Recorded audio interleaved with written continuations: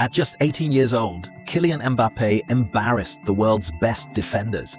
He turned professional footballers, grown men with years of experience, into statues. Yet somehow, people have already forgotten how terrifying he really was.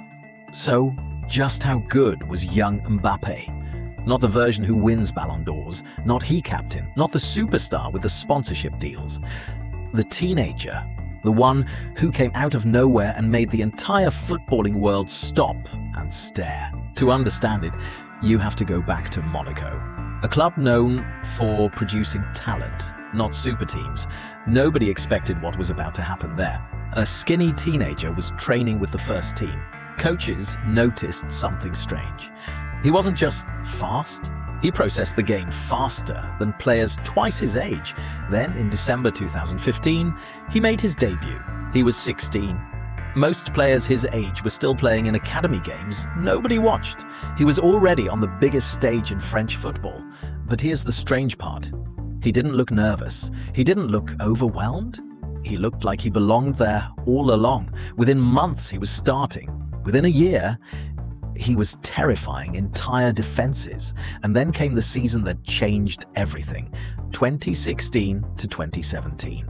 Monaco somehow were fighting for the French title. He scored against PSG. He scored like it was nothing. But it wasn't just the goals.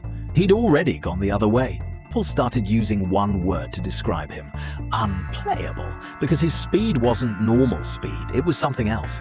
Frozen next to him. Yet that wasn't even the scariest part. The scariest part was his decision-making. Most electric young players are chaotic. They run fast but make mistakes. He didn't.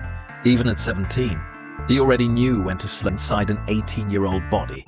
And then the world stopped ignoring him. Real Madrid wanted him. So did nearly every giant in Europe. But he chose Paris Saint-Germain. People questioned it. Was this a step backward? Was he chasing money instead of glory? Then the 2018 World Cup happened, and everything changed. Because this wasn't League One anymore. This was the biggest stage football has to offer, against the best defenders on the planet. And still, nothing stopped him. Against Argentina, in the round of 16, he did something that shouldn't be possible for a teenager. He picked up speed near his own half, and then he simply disappeared past defenders like they weren't there. He won a penalty. He scored twice at 19 years old.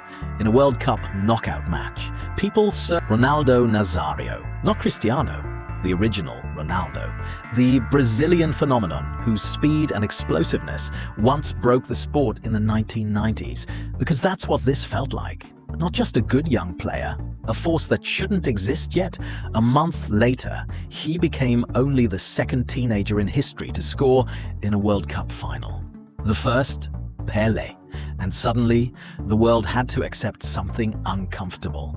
This wasn't hype, this was real. But here's what people forget now, years later. Buried under headlines about transfers and contracts and controversy, before he became the finished product, he was something rarer. He was raw, unfiltered, pure instinct combined with pure speed. There was a short window, maybe 2 years, when defenders had no answer for him. Not because he was the most complete player in the world, but because nobody had ever seen speed and football in whether today's generation remembers it or not. Young Mbappé wasn't simply another wonder kid. He was one of the most explosive teenage football electric moment. Before the fame, before the pressure, before the world caught up to him, he was, quite simply, impossible to stop.